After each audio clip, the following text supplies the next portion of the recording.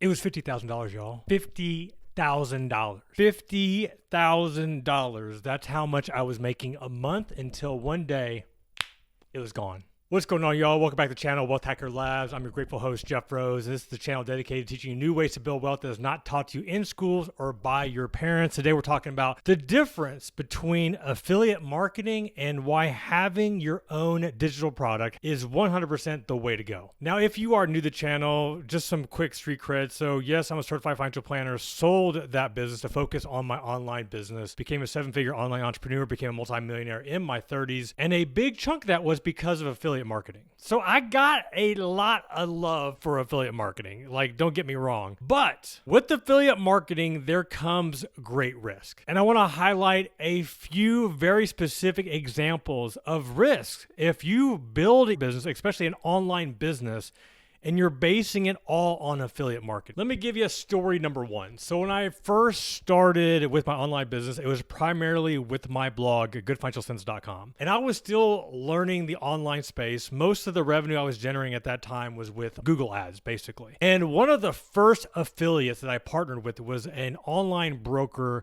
named Scottrade. So Scottrade no longer exists. They were bought out, I believe, by TD Ameritrade, which really brings me to the point of why affiliate marketing can be dangerous. So with Scottrade, there was one of the first online brokers that I opened an account with. So I wanted the experience of what it was like to become a Scottrade customer. So I opened an account, I deposited some money with Scottrade, and then I got on the phone, talked to the local branch manager to the closest Scottrade location, which back then was in St. Louis. So I became very well versed with Scottrade. So with that, I recorded some YouTube tutorials on how to open an account with Scottrade, how to invest with Scottrade, how to open up a Roth IRA account with Scottrade. I wanted to show people step by step, if they were interested in investing for the first time, what it would take, what the process was to start investing specifically with Scottrade. So I had different YouTube tutorials, I had different blog posts, I had poured a lot of resources in showing people how to invest with Scottrade. And this was fantastic. Like this is great. Like I was loving it,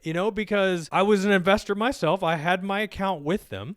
And then I was showing other people how to invest for the first time using Scottrade. And back then, when I don't remember exactly how much with ad revenue I was making, but when I started making about $10,000 a month with Scottrade, like that was nice. I felt like it was a win-win. People were investing for the first time, and also I was being compensated for people that were opening an account and investing. And then the announcement comes that they are being acquired by, like I said, TD Ameritrade. What do you think happens to the affiliate program with Scottrade when they're being bought out by the competition? The affiliate program goes away. So that means all those YouTube videos, that means all those blog posts, all those tutorials that I was showing people how to open their account with Scottrade, it didn't matter anymore. It didn't matter because basically Scottrade didn't exist. The affiliate program was gone, and that reoccurring $10,000 a month income was gone. That's story number one. And fast forward a couple years later, another affiliate that I partnered with was called Lending Club. So Lending Club still exists to this day. They have now become what's more of they call like a neobank. I think they also still do personal loans. But their heyday, what they were really known for back in the day was peer-to-peer lending. And I don't need to get into peer-to-peer lending. It still exists to this day. It's not nearly as attractive as it once was. But the idea was that it was an alternative to the stock market, allowed you to invest into something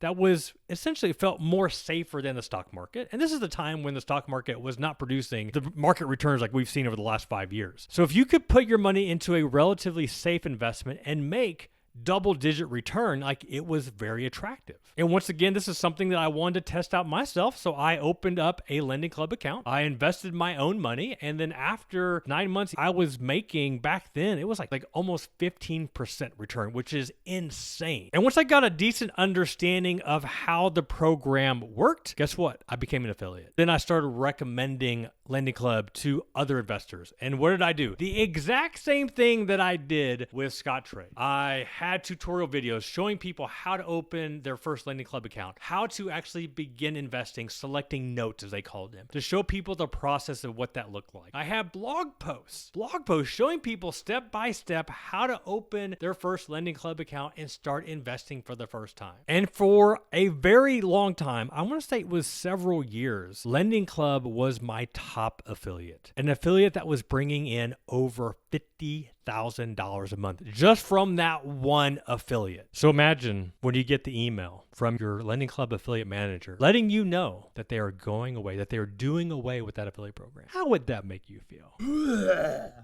That's how it made me feel. I ain't gonna lie, y'all. Like that was a hard one. That was a hard one because at that time, at least with Scottrade, there were some other notable replacements. None of them were paying nearly as much as what Scottrade. But at least there were some other alternatives that I could mention as, hey, unfortunately, Scottrade no longer exists. Here's some other options you can consider. With Lending Club, there really wasn't anything out there. Peer-to-peer lending was like just dying. It wasn't nearly as attractive. So trying to find something that was paying nearly as much, it just wasn't an option out there. When you go from making $50K a month from something that you feel confident in, something that you feel is actually going to provide value to others, and that goes away, that hurts. Like, it still hurts to this day. Can you hear that? The ice cream truck. There's an ice cream truck. When you live in a neighborhood where there's an ice cream truck, like, good things happen. Horror story number 3. Now, thankfully, this was one that I did not get involved with. This is a company called Legendary Marketer, which, for the most part, I don't know if they're technically doing anything shady, so I don't want to throw any shade towards them. But what happened was that there was a female that was promoting them heavily and making some really, really strong income claims, promoting how much she's making per month on a consistent basis, which when you looked at it, it was kind of shady. I ain't gonna lie. And it got even shadier when CNBC reached out to this content creator wanting some more information about these bold income claims. And when CNBC reached out to her,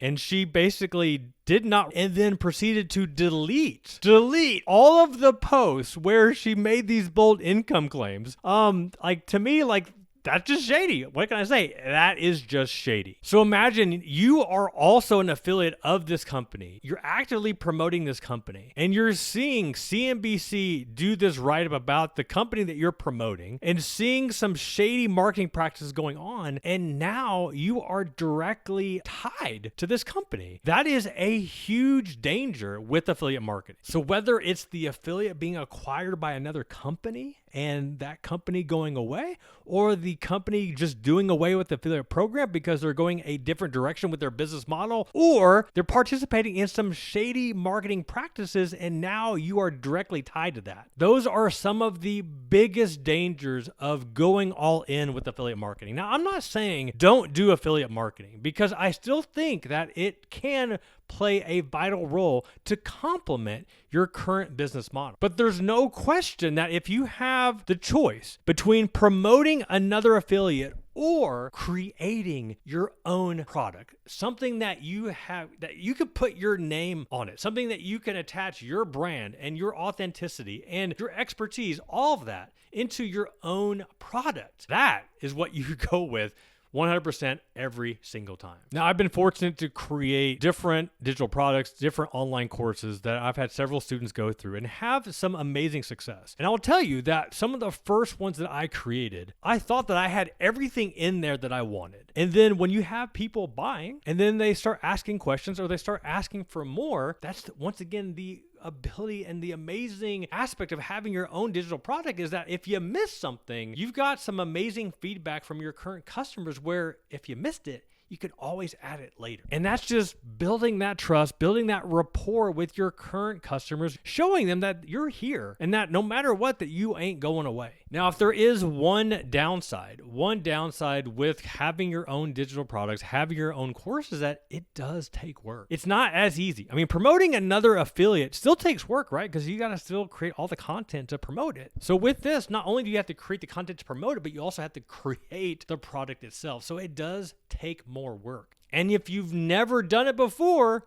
it can feel like a huge undertaking. I know one of the first times, actually, it was the first time that I created my first online course. Like, I was like, man, can I actually pull this off? Can I actually do it? And then through trial and error and also having some good mentors, I was able to pull it off. And it was by far one of the most rewarding experiences. Not the fact that I just created a course. Like, it was the fact that I created something that people actually found tremendous value in. And to this day, I still have people thanking me pay for creating something that they purchased. Now, if this sounds like something that you are interested in, but you just don't know where to start or how to start, my wife and I, we actually put together a free training that shows you how you can create your first digital product, how you can do that, create it, and make your first $1,000 in 30 days. It's a free training. I have a link in the description that you can check out. It's about a 30 or 40 minute training that you can go through. So if you've never done this and you're curious, you just don't know how to start or how to even get going, that's why we did this free training, because we looked back at, okay, where were we 10 plus years ago when we wanted to do this on our own, but we had nothing, no guide to follow, no course to follow, no how to create a digital product for dummies. There's like nothing, none of that existed back then. So we wanted to create something that could actually walk people through the exact process of how it works, how you actually do it. So once again, if you want to check out that free training, the link is in the description. Check it out. Let me know what you think. All right, y'all, hope you enjoyed this video. Until next time, this is Jeff Rose reminding you that it's your life, it's your money, and only you can make it awesome. Until next time, peace.